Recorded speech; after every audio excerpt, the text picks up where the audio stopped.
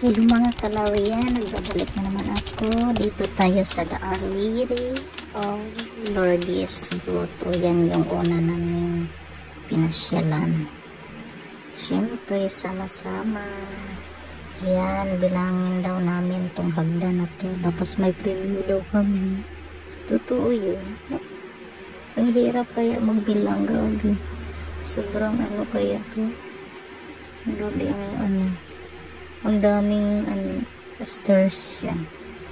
Tapos bibilangin, dagdag problema lang yan, kaya huwag na tayo magbilang, lalakad-lakad lang. Ito, Our Lady of Lourdes Grotto is a Catholic shrine that sits on Mirador Hill in Baguio City.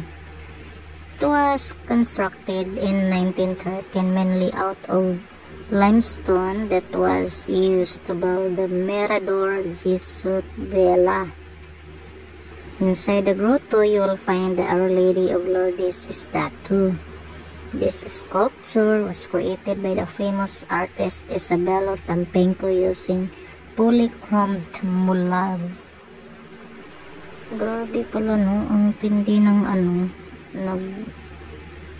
gawa ng Our Lady of Lourdes Grotto.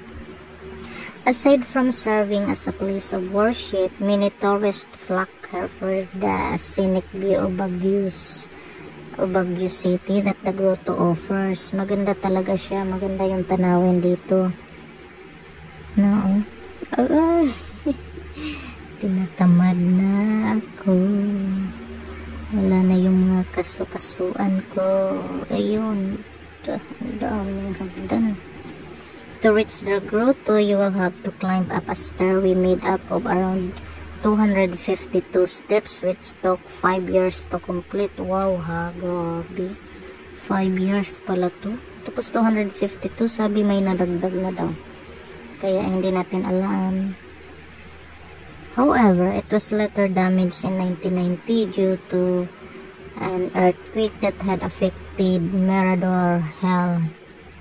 Following the natural disaster, it was restored along with a center rail to provide assistance for elderly who wanted to visit the shrine. In 2007, a handicap road to the shrine was also laid out. Yan na sila, oh. Wala na, napagod na sila.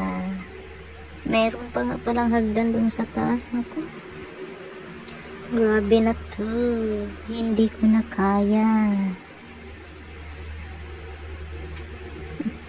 Nakaupo na sila, pagod na talaga.